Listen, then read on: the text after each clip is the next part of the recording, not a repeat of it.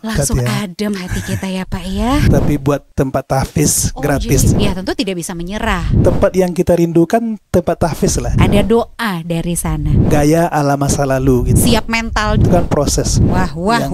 Dengan fokus. Bahkan ada orang tuanya ikutan juga. Mengamalkan tentunya harus dengan ilmu, disiplin.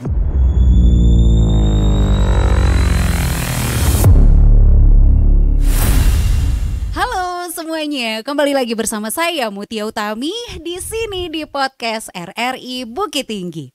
Tempat kita ngobrol santai tapi bermakna, menggali kisah-kisah inspiratif dari orang-orang dengan kontribusi luar biasa. Di episode kali ini kita akan membahas tentang sesuatu yang sangat dekat dengan hati kita, Al-Quran.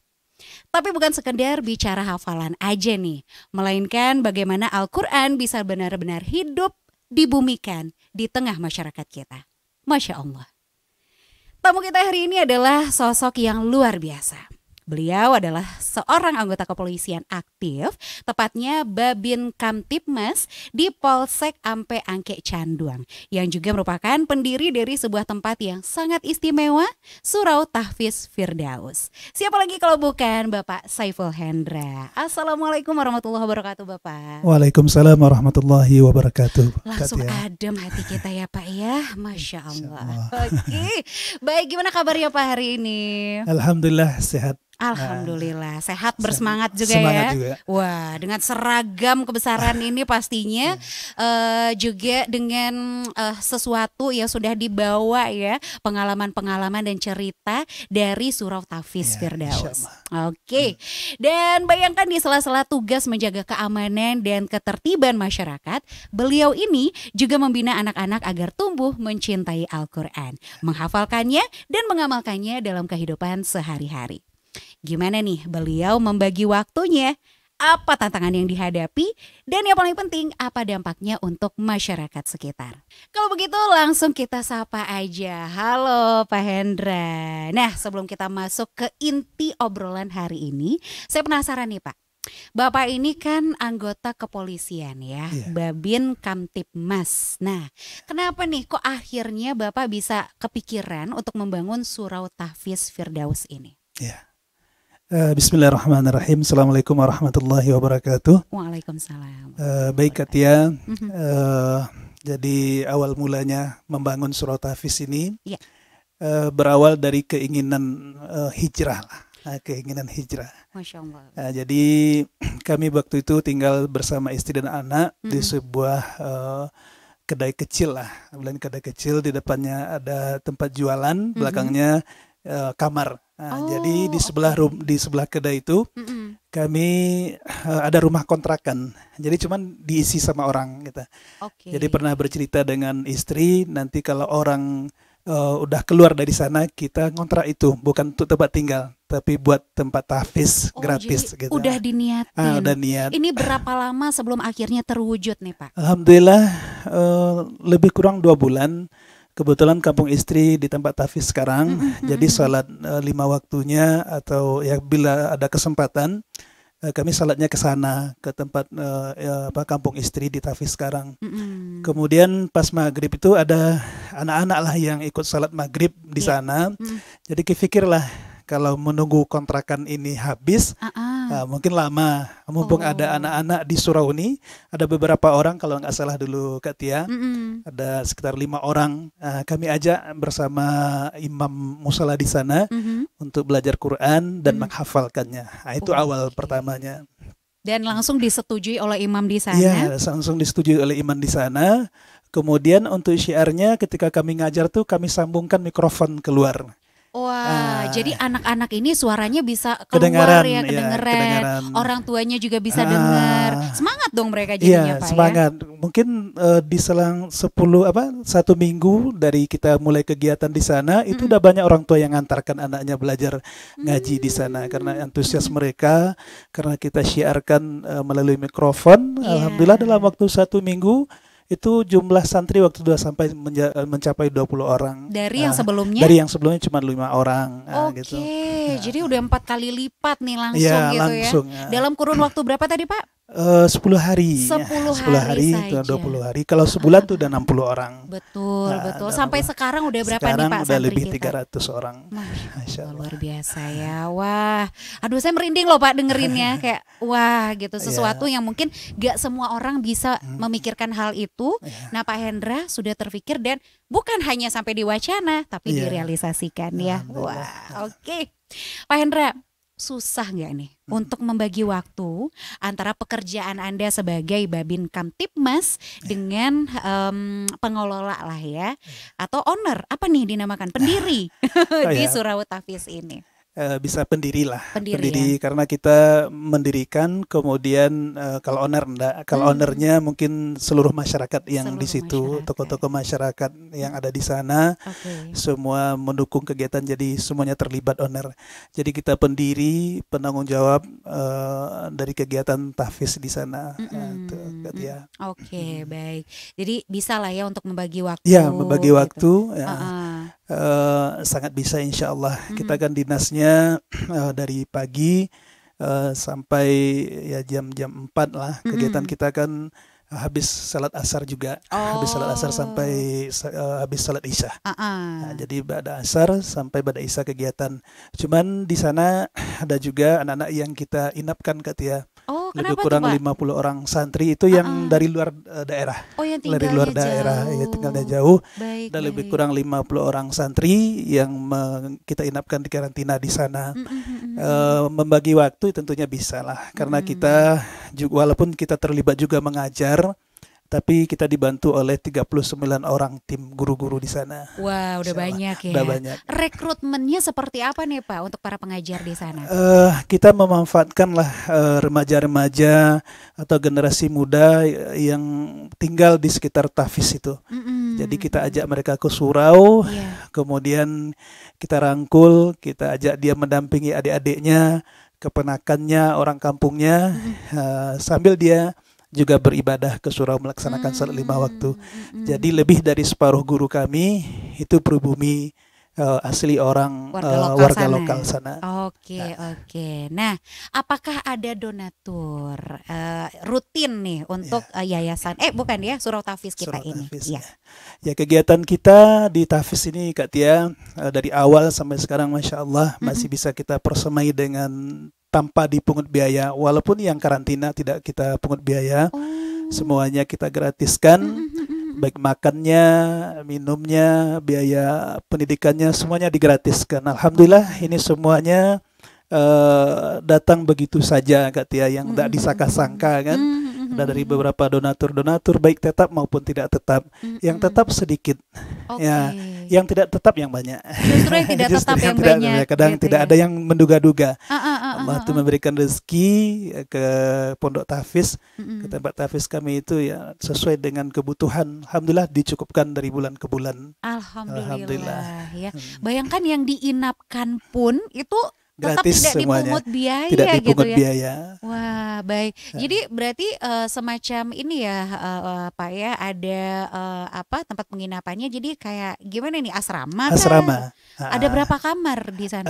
Alhamdulillah dengan berkembangnya lebih kurang 7 tahun ya Kak Tia, Tahfiz ini berdiri, kami sudah mempunyai gedung sampai kampus 4, ada 4 gedung. Udah 4 gedung. Udah 4 gedung. Awalnya cuma di musala di surau itu aja. Iya. Awalnya memang di surau saja dengan jumlah santri. Waktu itu sebelum ada gedung paling banyak 100 orang. Kemudian antusias masyarakat setempat, perantau, ada donatur dari mana saja, mereka berinisiatif untuk menambah bangunan. Alhamdulillah sudah 4 sekarang bangunan kami jadikan menjadi asrama. Kemudian tempat pembelajaran karena di musala pun tidak cukup sekarang. Iyalah, pasti udah 300-an gitu 300-an. ya Pak ya. Tambah lagi kayak saung-saung Kak Tia, itu ada sekitar 6 saung tempat menghafal Quran. Mungkin sesekali datang ke sana bagus suasananya ala kafe. Iya, ala kafe. Jadi mengikuti tren ya. Mengikuti tren zaman kekinian gitu ya Pak lebih ya. kurang seperti itu. Boleh, menambah kebetahan santri.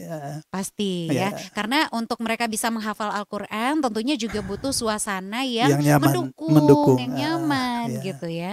Wah luar biasa sih ya, ini benar-benar pekerjaan dunia akhirat ya insya Pak Allah, Hendra ya. insya Allah katanya. Amin, amin, amin. Oke, nah Pak Hendra, ya seperti tadi yang dikatakan untuk manajemen waktu bisa. Bisa, insya Karena Allah. memang selesai jam Dia kerja kerja, itu baru lanjut lagi ya untuk surau tahfiz ya, Firdaus. Nah tapi ya namanya manusia wajar sekali dong ya, merasakan kelelahan. ya, Nah pernah gak nih Anda berada di titik yang aduh kayaknya tuh lelah gitu ya, tapi ya tentu tidak bisa menyerah karena ya, kita yang memulai, kita yang meneruskan, kita menjalankan betul. gitu. Nah gimana Pak, pernah nggak merasakan hal itu? Malah sebaliknya Kak Tia, Hmm, kita berdinas seharian dengan ketemu dengan bermacam persoalan permasalahan. iya pasti.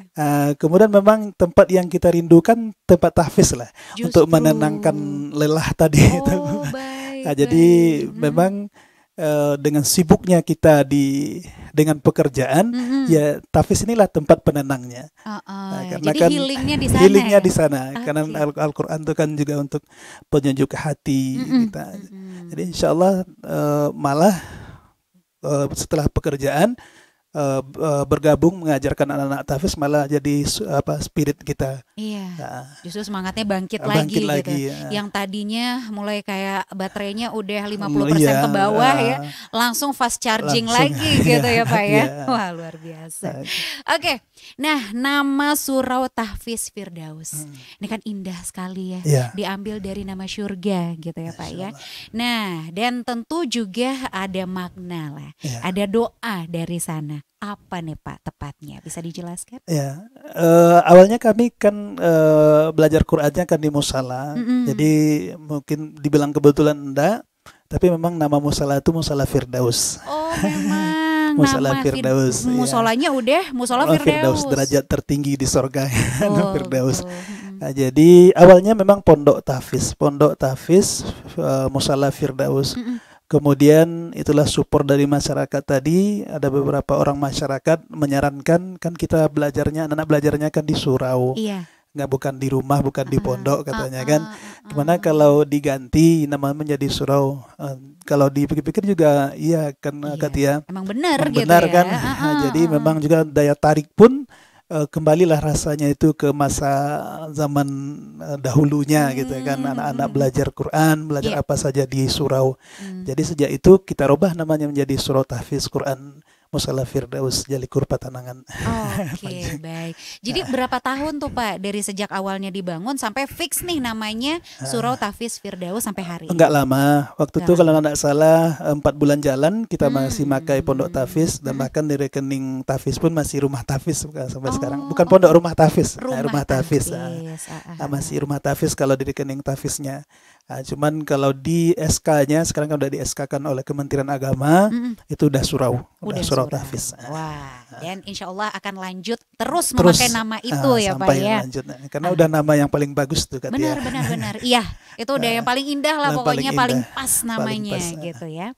Nah kita pengen tahu juga nih Pak Hendra ya, untuk sistem pembelajaran di surau kita ini ya, beda nggak dengan masa-masa dulunya, masa-masa belajar di surau zaman dahulu? Iya. Di surau tahfiz Firdaus pembelajarannya Kak Tia. Iya. Memang kita ambil di gaya ala masa lalu gitu kan, ala surau-surau lama di mana orang menambah ilmu. Memang mereka orang-orang dulu tuh sekolah, ada juga sekolah formalnya. Kemudian ditambah lagi belajar di surau. Iya. Dulu walaupun sekolah mereka tuh di SMA, SMP dulu orang-orang dulu, tapi mereka bisa juga lahir menjadi ulama karena ada pelajaran tambahannya di surau. Betul. Kita buat seperti itu juga. Sekarang mereka boleh sekolah pun di mana saja, mau di SMP, SMA, mau di pesantren, sanawiyah, terserah mereka. Nanti tambahannya di surau. Jadi memang kita bentuk seperti itu Kak Tia. Itu satu kita buat per halaqah. Ya duduk, kemudian mereka gurunya di depan, Iya. kita anak-anak berkumpul di hadapan guru itu satu guru, itu ada 8 orang anak per halaqah gitu kayak lama, bukan ada lokal-lokal pakai kursi ini, Iya, enggak pakai gitu. Oke. Jadi duduk aja gitu. Duduk aja ya. Jadi 8 santri Satu guru. Satu guru itu Satu idealnya. guru. Tapi ada yang sekarang maksimal 10.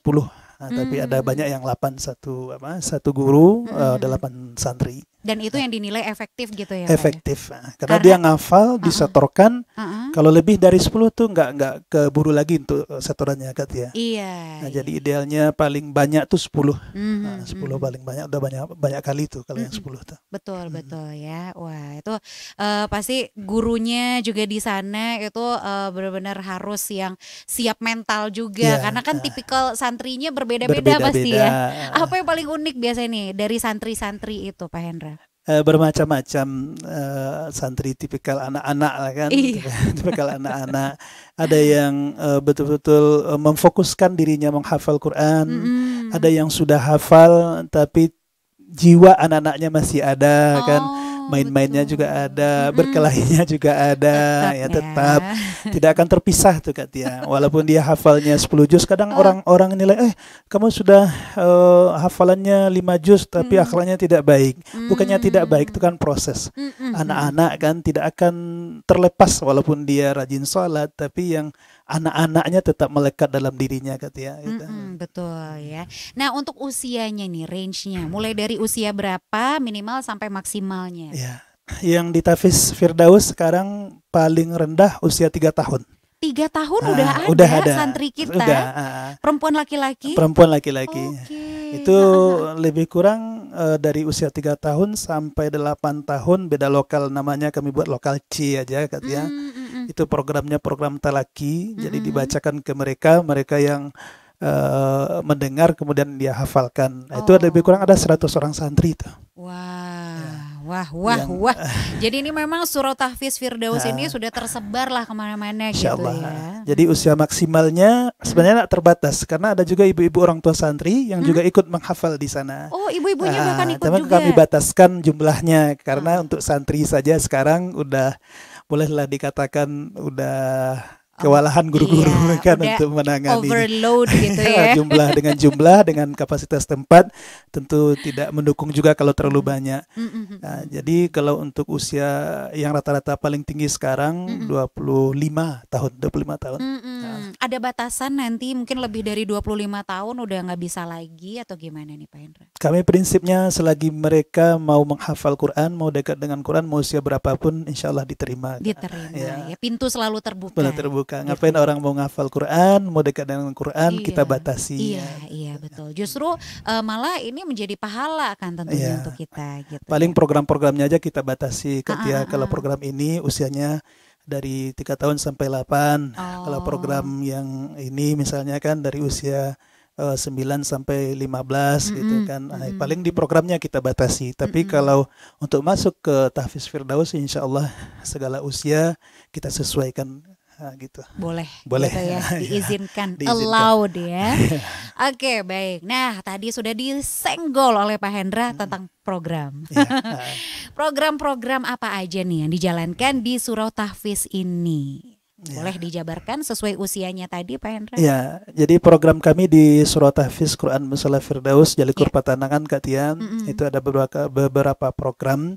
Terutama itu tentunya program menghafal, ini adalah program intinya. Ya, intinya karena kita Surau Tahfiz sudah pasti itu menghafal Quran. Betul.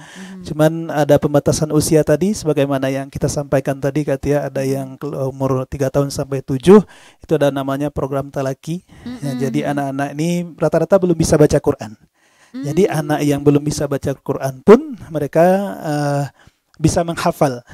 Jadi dengan syarat tentunya harus ada sinergitas antara orang tua dengan guru. Karena yang mentalakikan, yang membacakan, yang membantu dia menghafalkan tentunya orang tua dari rumah. Kemudian nanti gurunya lah yang akan melancarkan dari program talaki. Kemudian di atasnya lagi ada program tahfiz harian Kak Tia. Itu yang paling banyak santrinya, mungkin lebih kurang ada 200 orang. Ya, 200 orang. Itu mereka menghafal, ada menambah hafalan dalam keseharian itu wajib mereka setorkan, ada menambah hafalan, kemudian mengulang hafalan yang kemarin, yang baru-baru kemarin yang mereka hafal, dan murajaah hafalan yang lama. Jadi 3 program itu kita berikan kepada mereka tentang program hafalan. Kemudian ada program lokal unggul. Jadi ada lokal unggulnya juga. Lokal unggul kita peruntukkan Katia untuk anak-anak yang betul-betul pengen fokus sekali menghafal Quran di sela-sela mereka bersekolah juga.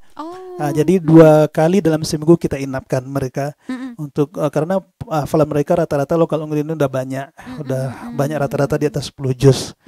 Kemudian yang terakhir program karantina tahfiz.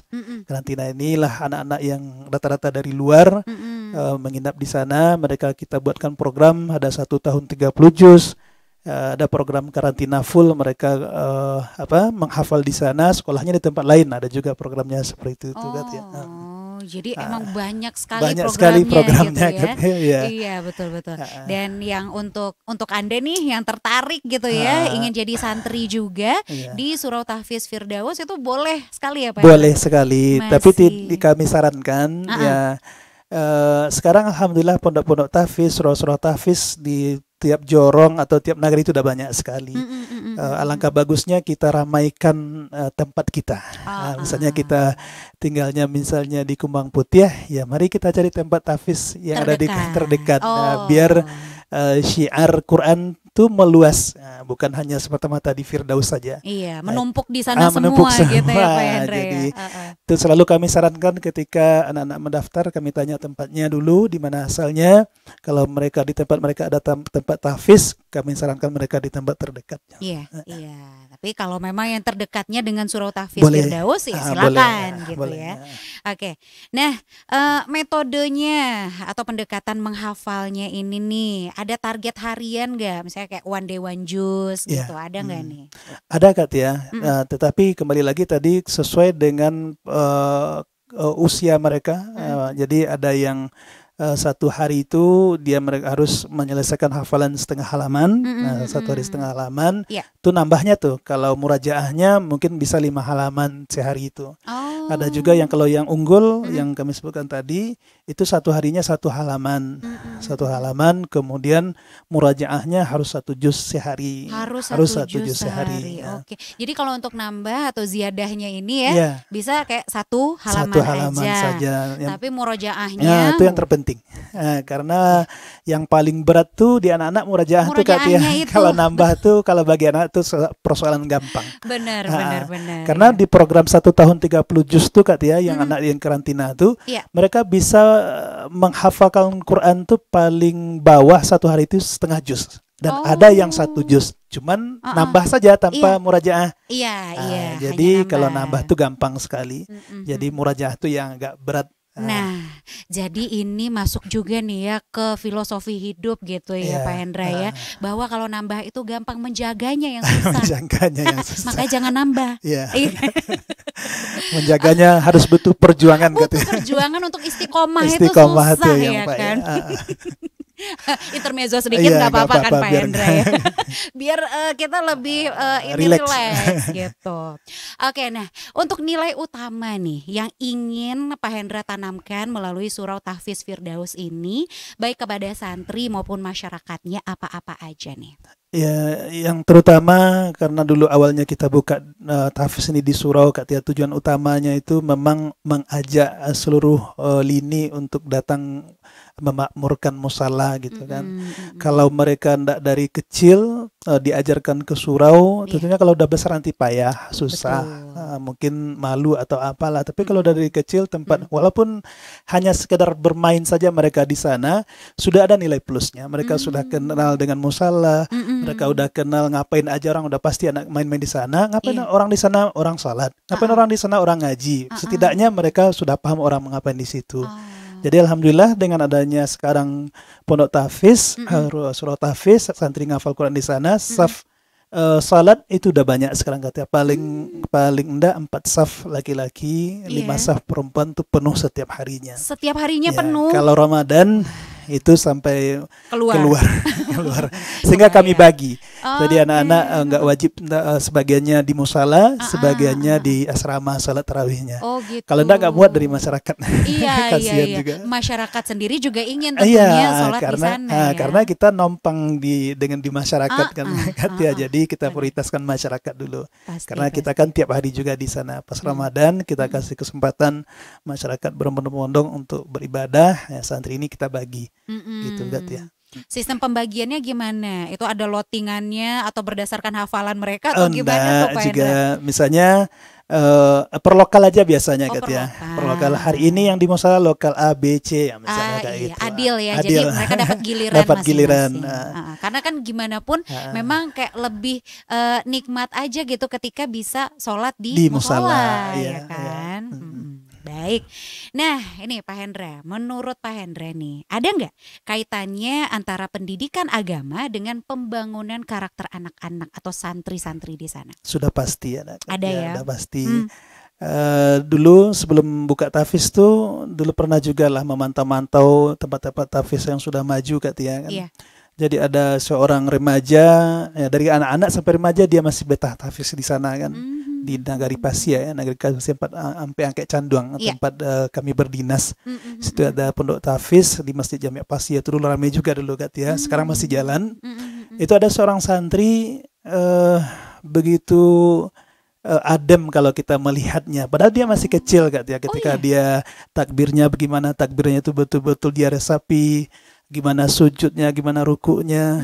Nah, ternyata dia itu udah hafal 5 juz. Jadi kalau idealnya seperti itu Kak Tia, makin banyak hafalan, Iya. itu akan membentuk karakter anak tuh menjadi lebih baik tuh otomatis. Otomatis ya. Kami pun lihat di Pondok Tafiz, mereka kan dari kecil tuh ngafal Quran. Hafalan 1 juz, 2 juz tuh belum ada berefek lah ke tingkah laku mereka. Tapi kalau udah di atas 5 juz, mereka sudah murajaah hafalan sehari itu bisa 1 juz lebih, itu berefek. Sangat berefek dengan tingkah laku mereka, akhlak mereka, dan ibadah mereka juga berefek secara ya proses lah. Tapi kita bandingkan dengan anak-anak yang tidak menghafal Quran, tentu jauh lebih bagus lah anak-anak yang menghafal Quran. Itu yang kami rasakan Kak Tia. Dari segi mereka bersikap, Ya, berbicara, apalagi beribadah ya Pak Hendra ya. Udah nampak ya. Walaupun di sana sininya masih banyak kekurangan seperti tadi kan masih kanak-kanak. Pasti. Tapi dibandingkan dengan anak-anak mungkin yang tidak dekat dengan Quran jauh lebih beda. Dengan umur yang sama. Dengan umur gitu yang ya, sama. Membandingkannya gini Kak Tia. Gimana? Kalau kita di dalam itu kadang ada pusing juga melihat perilakunya. Ketika mereka dibawa keluar dibandingkan dengan anak yang luar, Masya Allah luar biasa anak kita. Baru nampak perbandingannya gitu. Bagus akhlaknya gitu. Pasti karena perbandingannya itu yang langsung jomplang kan. Iya jomplang. Ya. Tapi kalau di dalam susah juga kan.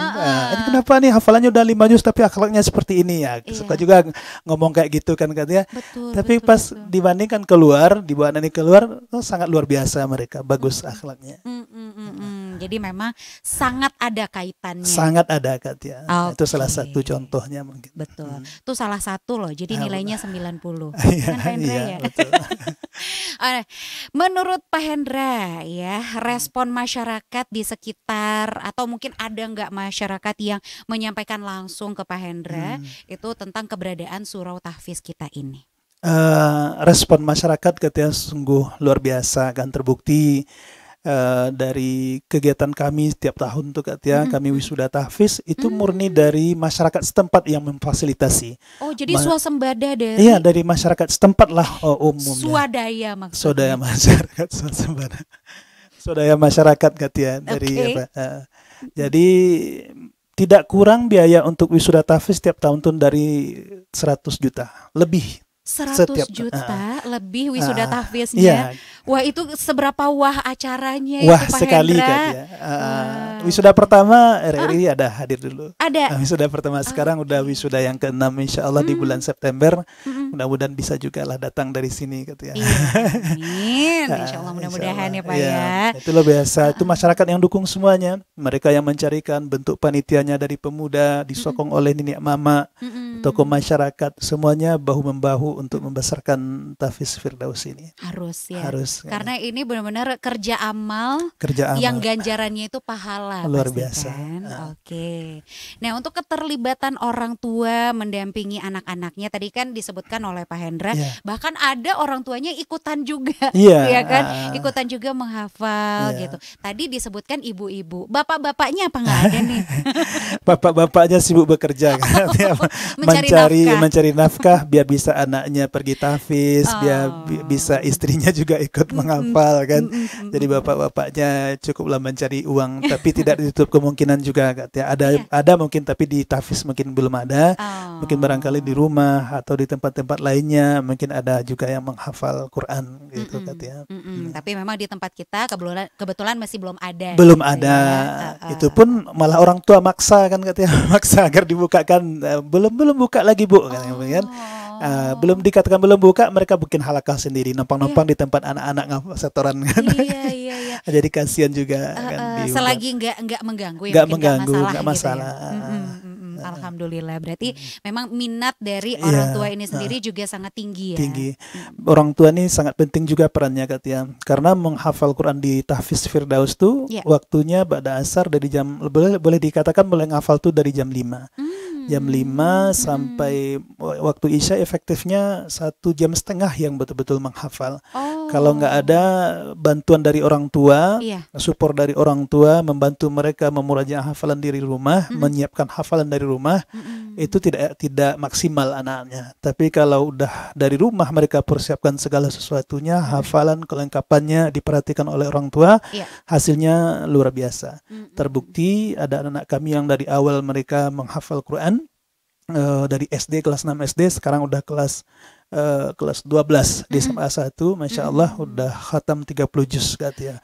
Itu mungkin 30 juz, Masya Allah kemarin dapat reward dari SMA 1 pergi umroh, Masya Allah. Sangat membanggakan kami di tahfiz Firdaus, prestasi yang luar biasa. Itu santri perempuan atau laki-laki? Laki-laki katanya.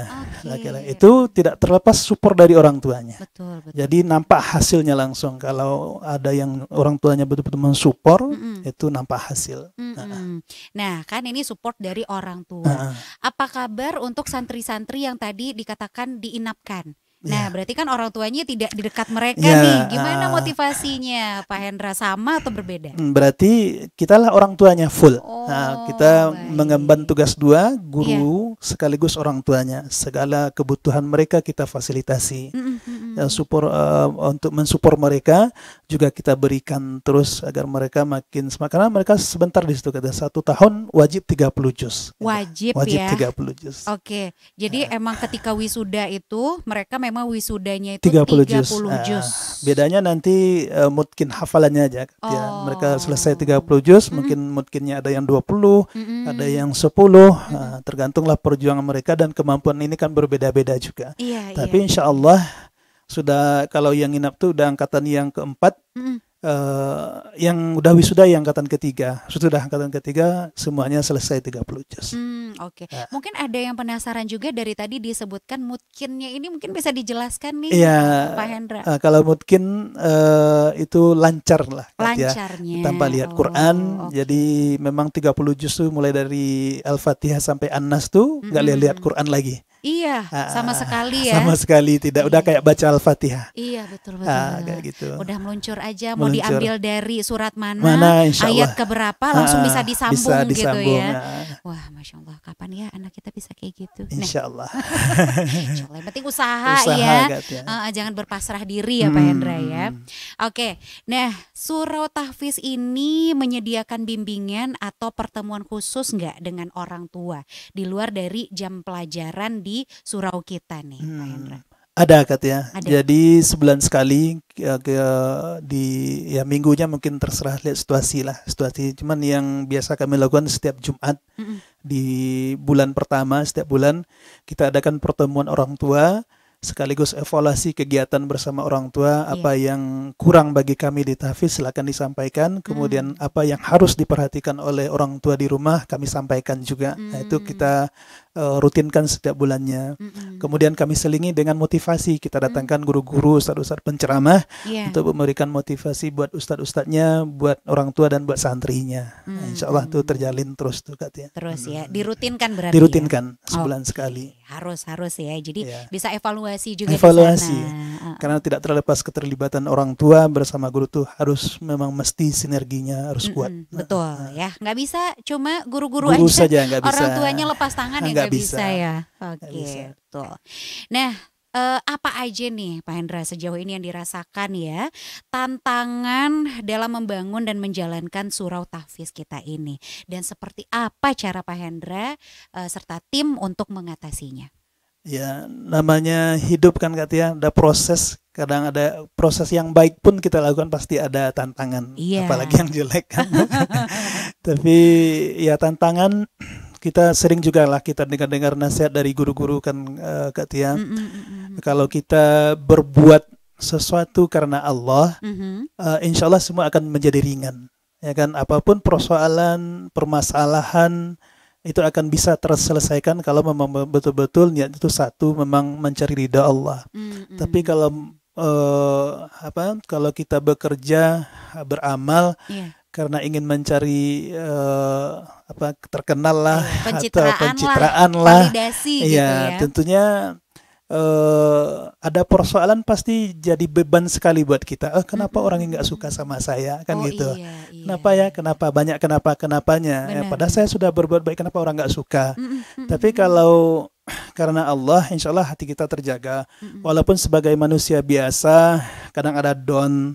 Tapi ketika kita down, kita bisa curhat sesama ustadz ustazah atau mungkin ada tokoh masyarakat yang ada di situ. Kemudian tentunya yang paling penting kita harus melapor ke Sang Pencipta, ke yang satu, ke yang gitu satu ya. Allah Subhanahu Wa Taala. Insya Allah teratasi. Persoalan pasti ada. Tidak bisa disebutkan satu persatu. Iyalah, banyak pasti. Banyak. Ini bisa jadi berapa part ini obrolan kita kan Pak Hendra ya. Nanti di sesi berikutnya ya Kak Tia, apa-apa kita urut apa-apa saja persoalannya. Iya kan, difilter dulu persoalannya. Ya. Tapi insya Allah semua terselesaikan dengan baik. Itu yang terpenting ya. Karena itu dia gimana caranya kita menghadapinya dan menyelesaikannya ya. Oke, dan dampak positif yang paling terasa oleh Pak Hendra terus juga Ustadz Ustazah di sana sejak hadirnya surau tahfiz ini, khususnya terhadap anak-anak dan lingkungan sekitar. Pertama terhadap Ustadz Ustazah dulu ya Kak Tia. Boleh. Pasti ini yang paling ini ya. Terhadap kami gitu. Ustadz Ustazah, kami ini berasal dari latar belakang yang berbeda-beda Kak Tia. Ada yang tamat SMA, ada yang tamat pesantren, ada yang tamat MAN. Yang tidak berpikir dulunya itu akan menjadi seorang ustadz. Ya kan, terpikir. Sekarang ditakdirkan menjadi ustadz kan. Sekarang pakai baju dinas, dipanggil orang tua santri, dipanggil santri ustadz. Jadi efeknya bagi kami karena panggilan tadi Kak Tia, membuat kami ini bisa hijrah lah gitu kan. Kita dipanggil orang ustadz, tetapi berbuat maksiat, jadi malu kan. Setidaknya dulu pertama malu dengan orang yang memanggil kita tadi. Betul. Jadi terbelenggu sendiri dengan panggilan. Itu efeknya. Jadi memang awalnya terbelenggu dengan panggilan, terus lambat laun ya tentunya terbelenggu dengan aturan Allah Subhanahu Wa Taala. Itu berefek bagi kami Ustadz Ustazah yang dulunya mungkin kehidupan kesehariannya mungkin tidak terkontrol. Masya Allah sekarang dengan panggilan tadi, alhamdulillah bisa terkontrol dari hari ke hari. Bagi santri tentunya mereka terjauh lah Kak Tia. Sekarang dari tantangan-tantangan kan media sosial, walaupun ada juga positifnya, tapi kalau tidak diawasi banyak mudaratnya. Banyak mudaratnya. Mereka sekarang udah disibukkan sekali Kak Tia, dari sekolah, pulang sekolah ada yang MDA, MDA tahfiz, kemudian pulang tahfiz buat tugas. Kapan lagi mereka mau lihat HP? Gak ada lagi waktu, gak sempat lagi. Malam udah capek, tidur gitu kan. Jadi itu efek positifnya buat anak-anak kita generasi muda. Kalaupun mereka harus menggunakan media sosial, menggunakan HP atau Android lain sebagainya, itu bisa terkontrol. Mungkin di sekolah atau di rumah mungkin bisa dikontrol oleh guru ataupun orang tua, dan itu pun tidak banyak waktunya untuk itu. Bagi masyarakat tentunya sekarang nggak susah lagi kan masyarakat mencari anaknya kemana. Kalau mencari anaknya main, cari aja ke surau. Pulang sekolah, pulang MDA, cari aja ke surau. Itu yang pasti. Banyak lagi lah efek-efek positif sejak tahfiz ini berdiri kan. Ya pasti rata-rata positif lah efeknya. Positif gitu, insya Allah ya. Nah terakhir nih, last but not least ya, apa nih cerita menarik atau inspiratif dari para santri yang bisa dibagikan oleh Pak Hendra, yang paling pokoknya the most unique gitu? Ya Banyak sebenarnya Kak Tia, tapi kami angkatlah yang tadi yang diceritakan tadi, yang udah dapatkan umroh tadi, iya. Bilhaki Muhammad namanya. Hmm. Itu Masya Allah sekali, karena kami didik dia itu dari nol. Dari Hmm. nol bagaimana istiqamahnya dia, bagaimana istiqamahnya orang tuanya, perhatian orang tuanya. Dan sebentar misalnya ada keluhan anaknya ini melapor, kan Mm-mm. lapor kepada kami, Iya. konsultasi gimana nih Heeh. caranya. Jadi tidak meninggalkan kami guru-guru ya. Mm-mm. Apapun persoalan anaknya, ketika anaknya down atau ada persoalan, Mm-mm. dia lapor kepada kami. Mhm. Dan anak pun si Bilhaki ini juga seperti itu. Kalau dia lagi down, ada persoalan permasalahan, Iya. dia lapor. Dia Oh. takut hafalannya ini nanti hilang atau dia nggak tahfiz lagi. Iya iya iya. Nah, Iya. dia ada selalu lapor, cerita ke kami nih persoalannya, baik di rumah, baik di tahfiz. Dia cerita terus. Akhirnya karena istiqamahnya, karena komunikasinya lancar terus Kak Tia, dialah orang yang pertama Mm-mm. menyelesaikan hafalan di Firdaus tuh sampai mungkin 30 juz. Iya. Nah, itu Wah, mungkin Masya Allah. di sela-sela kesibukannya, dia sekolahnya sekarang di SMA 1 loh Kak Tia. SMA 1 kan sibuknya minta ampun. Betul, Minta betul ampun. ya. Dan Persaingan juga sangat persaingannya ketat di luar sana biasa gitu kan. ya. Nah, jadi tapi dia bisa membagi waktu. Mhm, Jadi ada mhm, alasan mhm. anak kenapa nggak tahfiz lagi, karena sekolah sibuk katanya Iya, kan, iya. banyak les ini segala macam. Buktinya Bilhaki juara di sekolah, Heeh. hafalannya bagus, tetap bisa, Iya. nggak ada persoalan, selesai Wah. juga sampai sekarang masih juga. Masih juga. Masih Jadi juga. akademis tahfiz Tahfiz tetap. tetap lah ya, Iya, the best lah karena ya. akademik nggak boleh juga ditinggalkan Kak Iya, Tia. Nanti kalau pasti. nggak ada akademiknya gimana mengamalkan Qurannya kan Nah. gitu. Cuman hafal aja tanpa mengamalkan nggak boleh juga. Iya, nggak ada artinya juga. Kalau gitu mengamalkan tentunya harus dengan ilmu. Nah, itulah akademik tadi ilmunya. ya. Betul, betul. Oke, baik. Ya, itu dia obrolan kita. Iya, Nah, tapi sekarang kita melipir sedikit ke games nih. Boleh ya Pak Hendra ya? insyaallah. Oke, nah biar lebih rileks lagi ya, tadi di awal sedikit tadi udah dikasih rileksnya ke Pak Iya. Hendra, sekarang makin rileks lagi. Kita ke segmen This or That.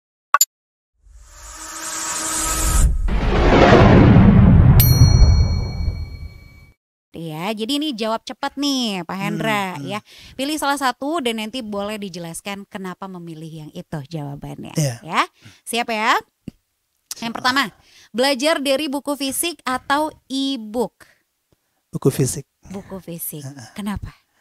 Karena lebih lebih dekat dan lebih bisa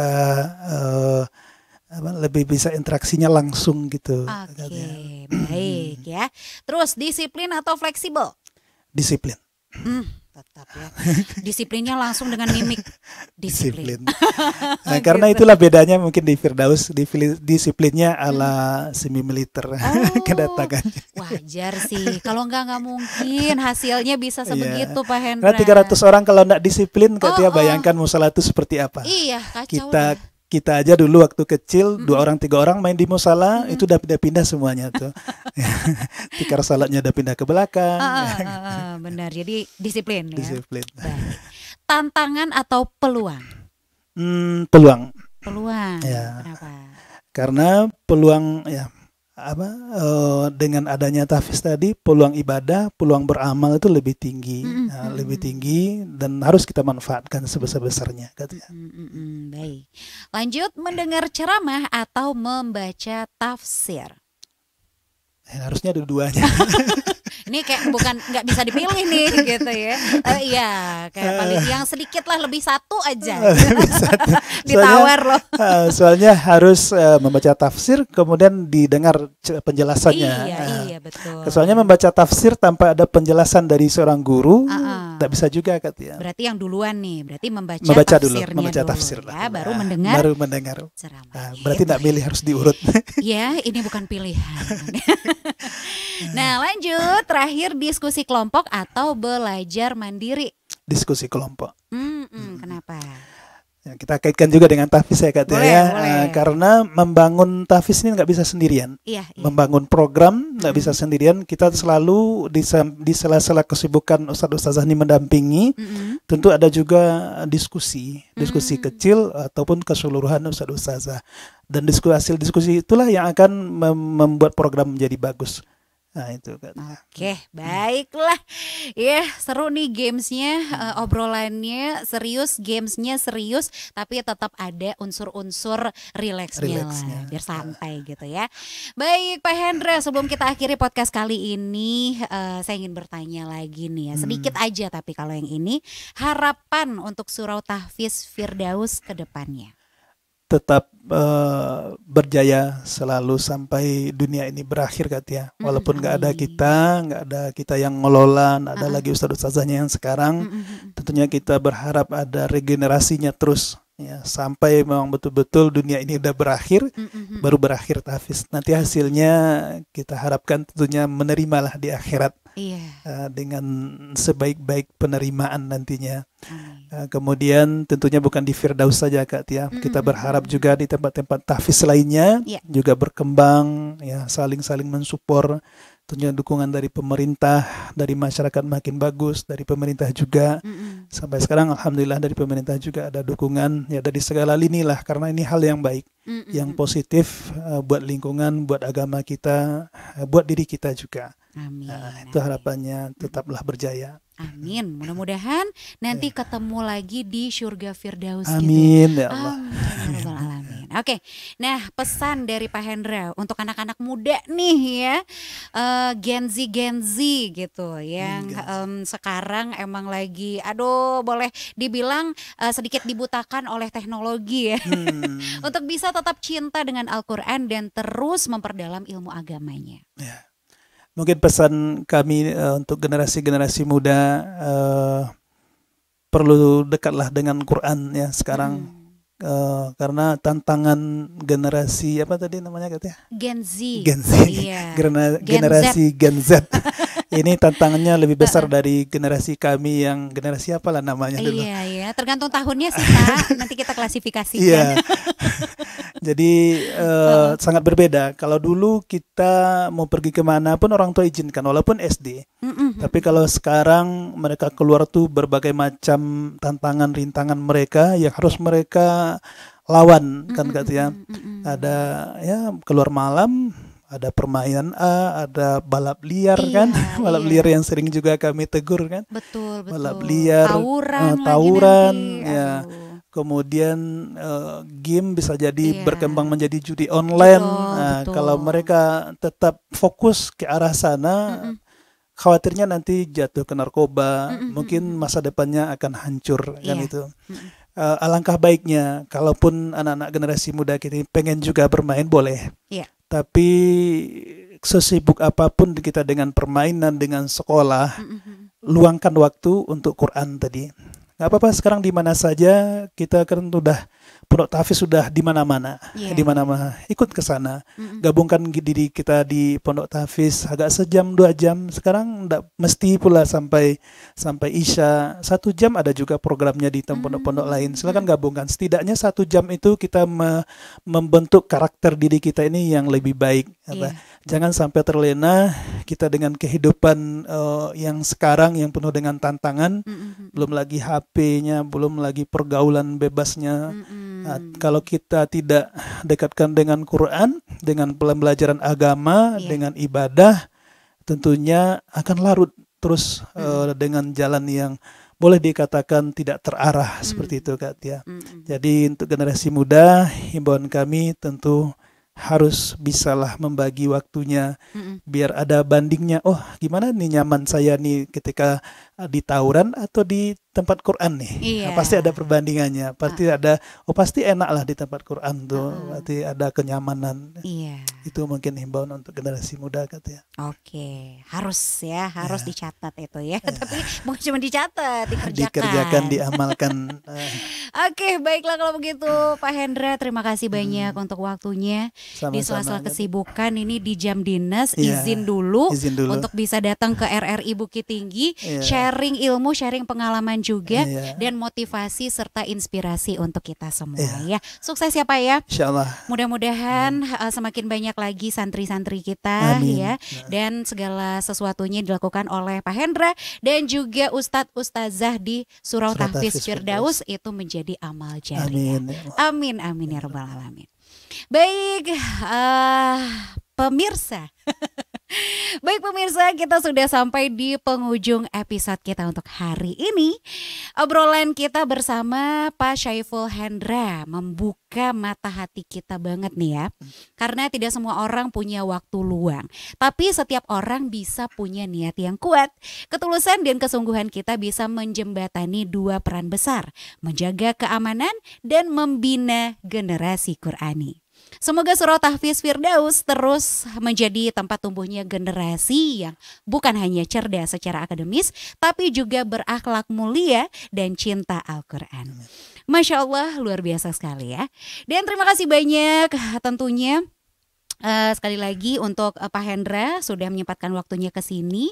Untuk Anda juga jangan lupa ya, share episode ini kalau menurut Anda ini bermanfaat. Like videonya, komen, dan subscribe juga channel YouTube kita RRI Bukit Tinggi. Nyalakan loncengnya supaya Anda tetap tidak ketinggalan episode-episode menarik lainnya. Yuk kita terus jaga semangat belajar dan jadi pribadi yang lebih baik lagi, mau itu di dunia nyata ataupun di dunia maya. Sampai berjumpa lagi di episode lainnya, dan kira-kira bakal ngobrolin apa lagi ya? Tungguin aja. Bye-bye. Assalamualaikum warahmatullahi wabarakatuh.